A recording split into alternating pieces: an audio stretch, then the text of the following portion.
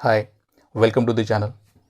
Yes, तो आज हम लिमिट एंड कंटिन्यूटी स्टार्ट करने वाले हैं। राइट, तो चलिए पहले लिमिट देख लेते हैं कि लिमिट क्या होता है। उसके बाद में हम कंटिन्यूटी स्टार्ट करेंगे। राइट, तो लिमिट क्या होता है?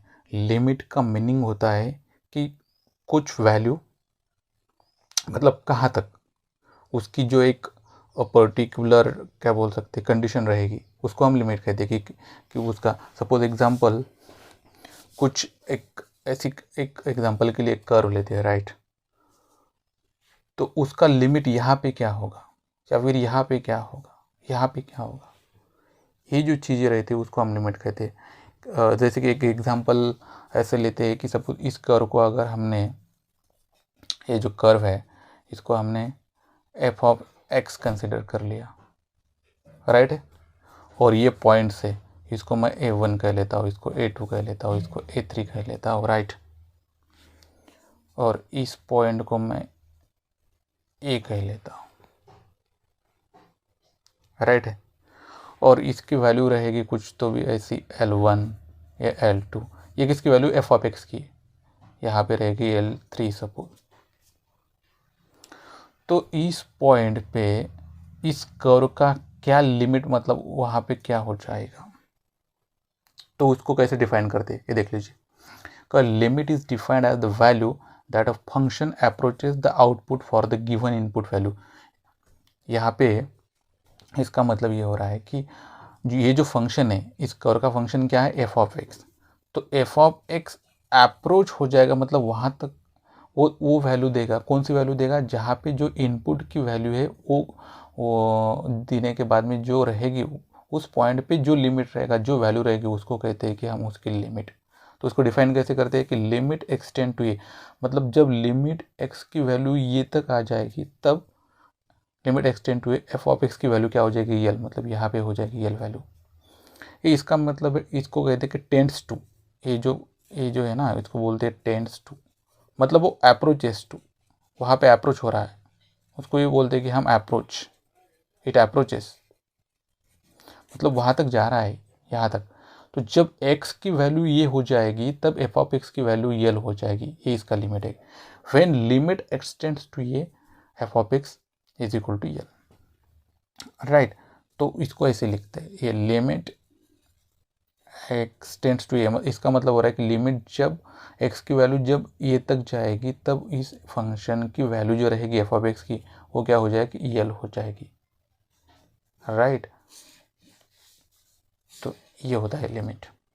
उसकी प्रॉपर्टीज क्या है? प्रॉपर्टीज क्या है कि अगर किसी, सपोज इस फंक्शन को किसी कांस्टेंट ने मल्टीप्लिकेशन कर दिया, उसको एफ ऑफ ऐसे सी इंटू एफ ऑफ एक्स, तो अगर इसका लिमिट लिया, ये सपोज हम पहली प्रॉपर्टी कंसिडर कर लेते हैं, तो लिमिट एक्सटेंड टू ये सपोज, तो इसकी वैल्यू क्या हो जाएगी? ये सी जो रहता है वो बाहर ले सकते हैं हम, और limit x tends to a f of x.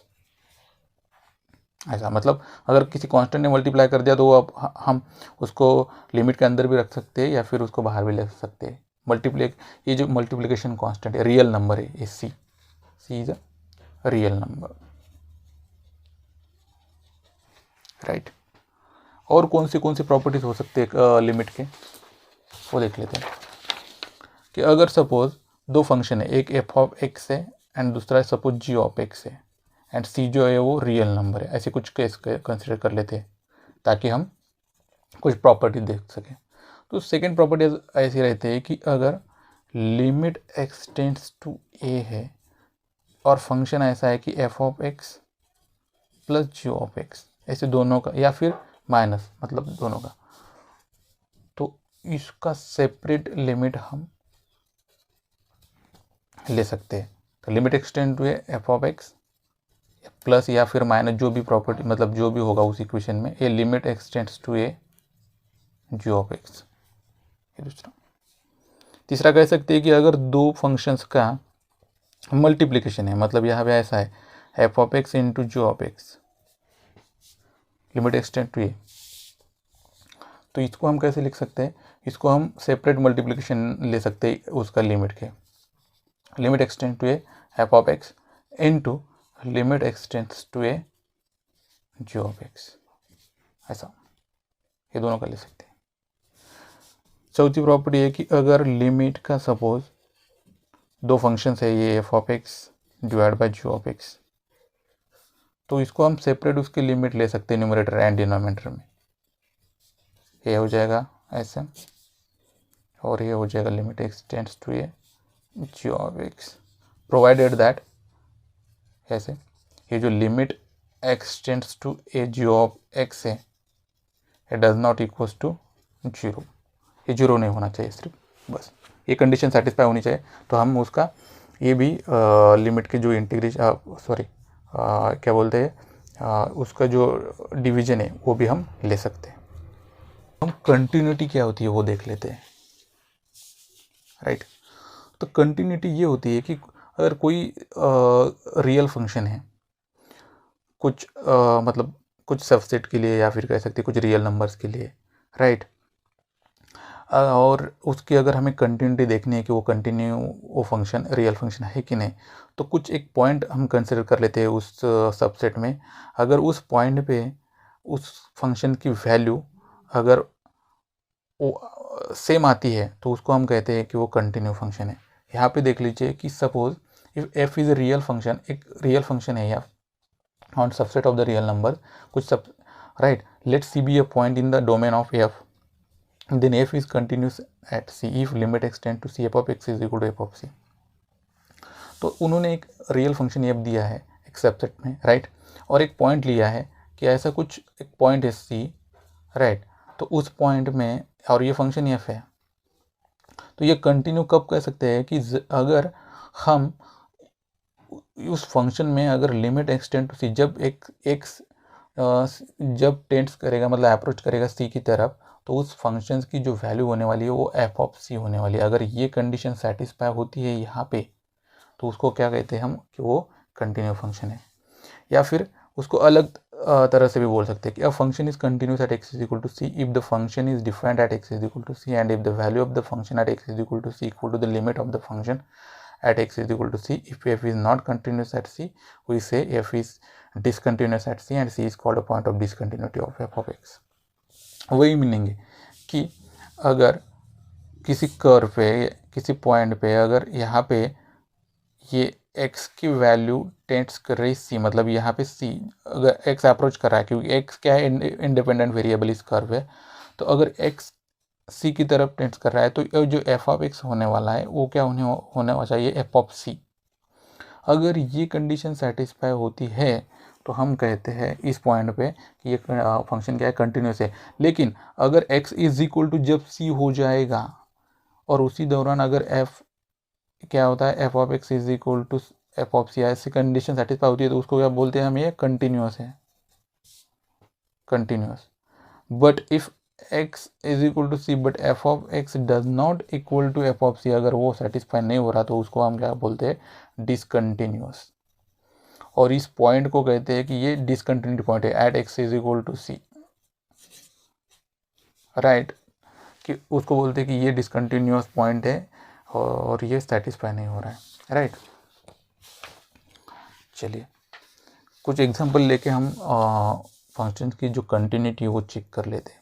यहाँ पे देख लीजिए, check the continuity of the function f given by f of x is equal to 2x plus 3 at x is equal to 1।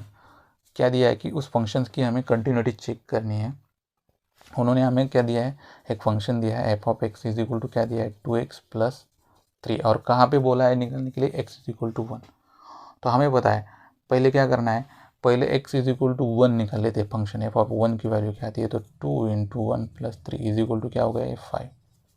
अब लिमिट की लेते, लिमिट एक्सटेंड्स टू ये अगर F of x, तो ये क्या हो जाएगा, limit x tends to 1, f of x की वैल्यू क्या है 2x प्लस 3, तो इसकी वैल्यू क्या आ जाएगी 2 into 1 plus 3 is equal to 5। इसका मतलब क्या हो रहा है, that is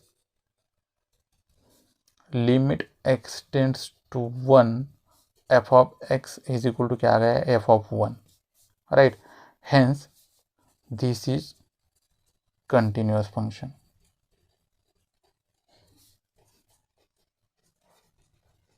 at x is equal to 1, इसका मतलब ये हो रहा है। क्योंकि हमने क्या चेक कर लिया, हमने जिस पॉइंट पे कंटिन्यूटी चेक करनी है उस पॉइंट की वैल्यू पुट करके हमने उस फंक्शन में वो वैल्यू निकाली। उसके बाद में क्या कर दिया, लिमिट चेक किया उस पॉइंट पे कि क्या होता है, तो दोनों वैल्यू सेम आ गई, इसलिए हम क्या बोलते हैं कि ये continuous function at x is equal to 1। चलिए दूसरा एग्जाम्पल लेते हैं। Examine whether the function f given by f of x is equal to x square is continuous at x is equal to 0। Okay, कि ये function दिया है और इस पॉइंट पे एक्स इज इक्वल टू 0 पे हमें कंटिन्यूटी पूछिए, तो पहले फंक्शन लिख लेते हैं, क्या है, F of x is equal to x square है, राइट। तो पहले क्या कर लेते हैं, उस फंक्शन की वैल्यू जिस पॉइंट पे पूछा है वो निकाल लेते, तो 0 पे पूछा है, तो ये क्या हो जाएगा, ये 0 स्क्वायर इज इक्वल टू 0, तो एफ ऑफ 0 हो जाए 0। अभी लिमिट कंसिडर कर लेते कि limit x tends to 0 f of x, उसकी वैल्यू क्या आती है, limit x tends to 0 x square, क्योंकि एफ ऑफ एक्स की वैल्यू क्या है, एक्स स्क्वायर है, तो इसकी वैल्यू क्या हो जाएगी, 0 स्क्वायर इज इक्वल टू 0।